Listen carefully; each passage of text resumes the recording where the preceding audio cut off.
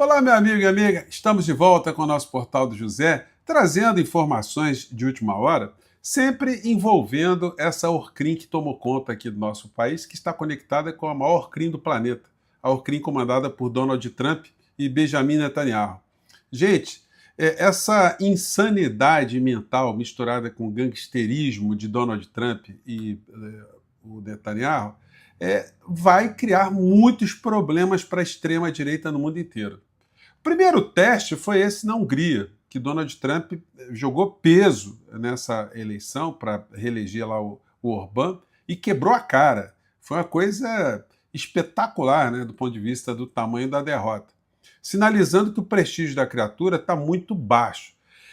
Esse tipo de retrato a gente tem que trazer aqui para o processo eleitoral aqui no nosso país, porque nós não podemos esquecer essa gente que andou colocando bonezinho vermelho, escrito MAGA, vamos fazer a América grande novamente. Pois bem, essa gente mostrou ao que eles vieram na política brasileira. E não foi para beneficiar o povo, não foi para cuidar de Deus, nem de pátria, e muito menos de família, que eles estão querendo agora sabotar com o ato do senhor Nicolas Ferreira, que eu vou conversar aqui com vocês. Gente, mal eu falei com vocês no nosso papo anterior do editorial absolutamente infame do Estado de São Paulo, dizendo que o Poder Judiciário está se metendo em questões políticas, enfim, uma coisa totalmente míope, como se o Poder Judiciário pudesse tomar iniciativas por conta própria, sem nenhum tipo de iniciativa. Mal acabei de falar com vocês, veio uma nova notícia dessa tardinha, que é essa aqui. O ministro Alexandre de Moraes, ele não está nem aí para essa gente do bolsonarismo que eles andam dizendo, as ameaças que eles fazem para um lado e para o outro, porque praticou o crime, chegou até a corte, chegou até a relatoria dele, esperou o contato veio, ou o contato vem. E ele mandou o sapato aqui, já no começo da votação, contra o Dudu Bananinha, por um crime contra a honra que Dudu Bananinha cometeu.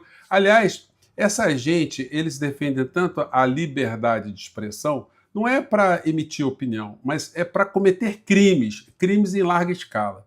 E como eles se acostumaram com isso, infelizmente a legislação no Brasil ela é muito branda, tanto em termos de responsabilização penal quanto de responsabilização civil, então eles ganham muito dinheiro com esse tipo de comportamento. Eles fazem o cálculo.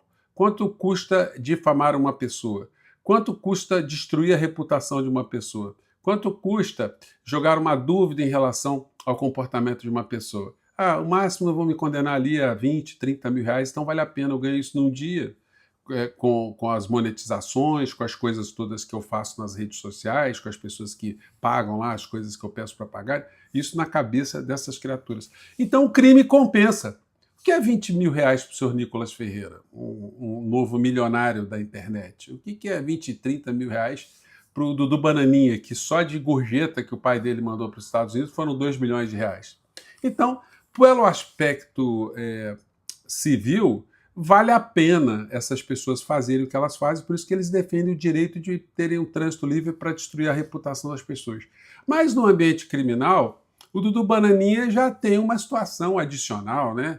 Que é condenado criminalmente, eu tenho certeza que ele será condenado criminalmente, ele já deixa de ser um réu primário. Isso vai fazer com que o cômputo da futura pena que ele receberá por trair a nossa pátria, por estar fora do nosso país conspirando, isso fique muito maior, né? O tamanho da pena. Então é essa. Moraes vota para condenar Eduardo Bolsonaro a 1 ano de detenção por difamar Tabata. Ministro do STF diz que ex-deputado tem plena consciência dos atos delituosos que praticou. O que ele disse? A Tabata tinha apresentado um projeto de saúde pública, né? Vislumbrando a saúde pública de meninas pobres e também detentas, que não têm condição de ter absorvente, não têm condição de cuidar da saúde. Um projeto extremamente meritório. E aí o bandido, o canalha, o criminoso, filho de uma pessoa idem, fez o quê? Ele disse que a Tabata tinha apresentado o tal projeto porque ela estava querendo beneficiar João Paulo Lema, que teria financiado a campanha dela, enfim. Essa gente é sem escrúpulos nenhuns, né, gente? Então,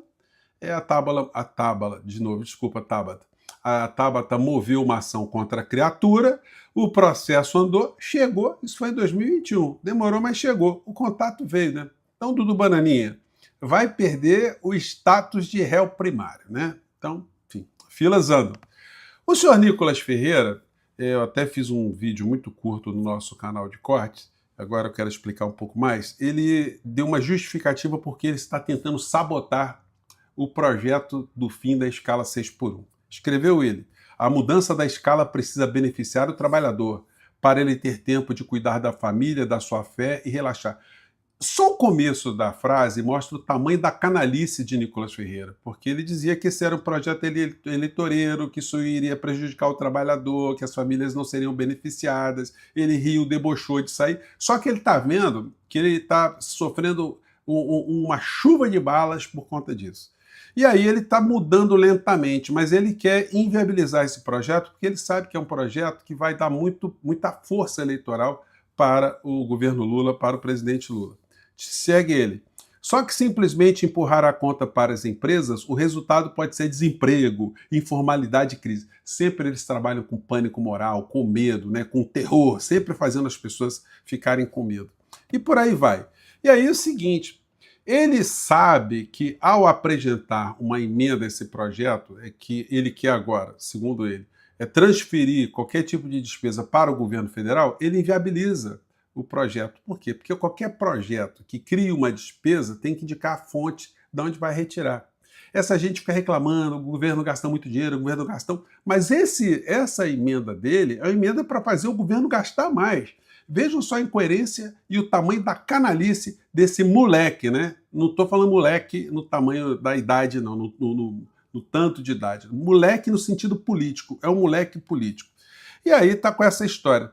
O governo Lula tem que urgentemente começar a abraçar essa pauta do fim da escala 6x1 com o seguinte fundamento: a pauta 5x2 é uma pauta para a família.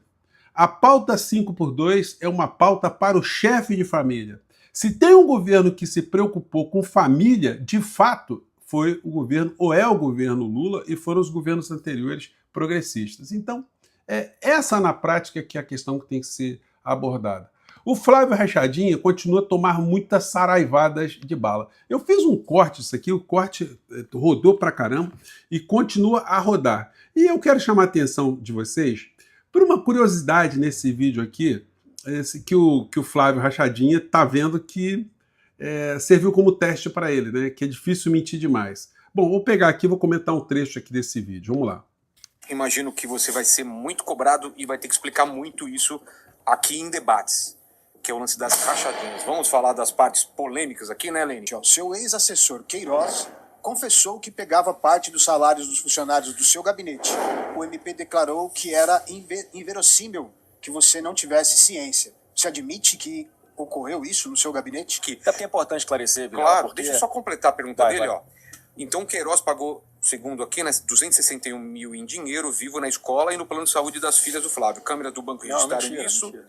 Aí você explica. Você acha normal um funcionário pagar as contas pessoais do patrão com dinheiro em espécie? Você sabia que toda essa espuma, todo esse ataque a tentar destruir a minha reputação, nunca teve início um processo criminal contra mim? Eu nunca respondi criminalmente por isso.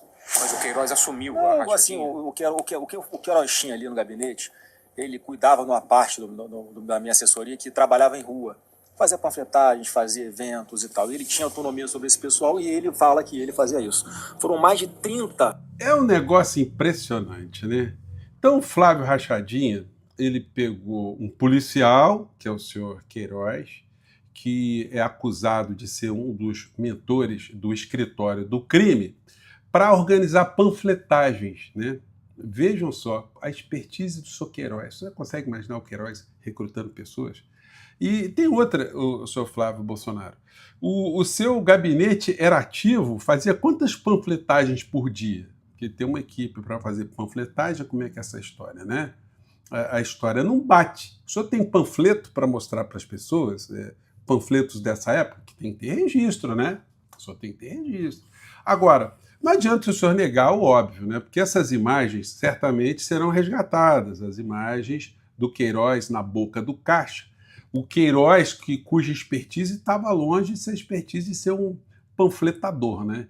Ele disparava, não era panfleto, não. Ele foi acusado, ele foi envolvido em várias situações envolvendo homicídios.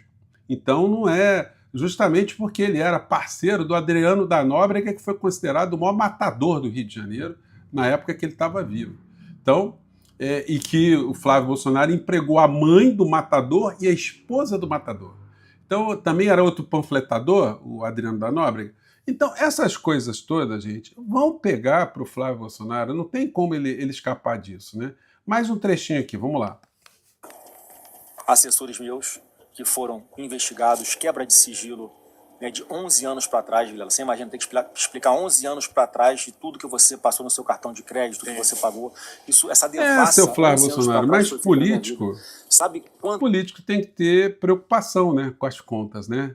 Aliás, enfim, o seu pai, né, ensinou de uma forma muito eficaz para vocês, né, como se rouba dinheiro, se subtrai dinheiro público. Eu não estou fazendo nenhuma calúnia, porque isso já foi dito por várias pessoas que o senhor Jair Bolsonaro ele adulterava recibos para poder receber da Câmara Federal restituição de combustível. Se ele rodasse o tanto de combustível que foi gasto, ele daria voltas ao mundo, né? Então, eram formas bem chinfrins de arrancar dinheiro de todas as formas, porque o clã Bolsonaro nunca pensou que pudesse chegar tão alto. E como eles nunca fizeram nada de importante na vida política, eles achavam que jamais seriam identificados. Então roubavam mesmo, né?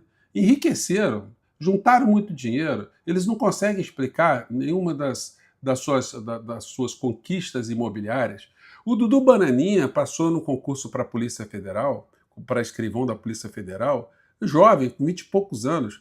Com um ano como escrivão da Polícia Federal, ele comprou um apartamento em Ipanema não, um apartamento em Copacabana. Vamos falar sério, né, gente? O pai dele não tem condição de ter 2 casas na Barra da Tijuca de frente para a praia, gente. Não tem condição. A declaração de bens de Bolsonaro, né, quando ele foi candidato em 2018, era absolutamente incompatível. Não tem como a ex-mulher de Bolsonaro, uma das ex-mulheres, ter saído com 7 imóveis de um casamento. Sem falar na dinheirama que eles usaram para comprar imóvel, que é uma coisa absolutamente caracterizadora de lavagem de dinheiro, de corrupção, de bandidagem. E aí, mais uma vez, não é levantar calúnia contra ninguém, apenas são os registros dos fatos. O Flávio Bolsonaro continua também na mesma linha, né? Está atacando o presidente Lula, falando mentira, e aí, por conta disso, o editorial do Estado de São Paulo de hoje foi essa coisa absurda. Mas para o editorial da Folha de São Paulo, quer dizer, do Estado de São Paulo, você pode ofender à vontade. Não tem crime contra a honra no Brasil. Crime contra a honra no Brasil é besteira, né? Agora, é tão impressionante que o próprio jornalão sabe que se o jornal ataca a reputação, a honra de uma pessoa, o jornal é condenado a abrir espaço para a pessoa se defender e é condenado para pagar também indenização. Então, o que o Estado de São Paulo está querendo revogar? A Constituição brasileira, que diz que todos nós temos direito à nossa honra, à nossa dignidade, à nossa vida pessoal. Então, quer dizer, para o Estadão não vale o que está na Constituição, vale a difamação, vale o ataque e que se dane a pessoa que foi ofendida. Olha, se os donos do Estado de São Paulo não têm preocupação com a honra deles, aí o problema é deles. Mas eles não podem querer que as pessoas não tenham preocupação com sua própria honra. Aliás, se eles tivessem preocupação com a honra deles, eles assinavam os editoriais, né? Todos nós saberíamos quem são as pessoas físicas que escrevem aquelas coisas, né? Até para criticar e até para processar também. Bom, eu fico por aqui, gente. Mais uma vez, um grande abraço. Filas estão andando, pessoas estão deixando de ser réis primárias e as filas vão ter problemas sérios para essas criaturas. Um grande abraço, até o nosso próximo encontro. Tchau.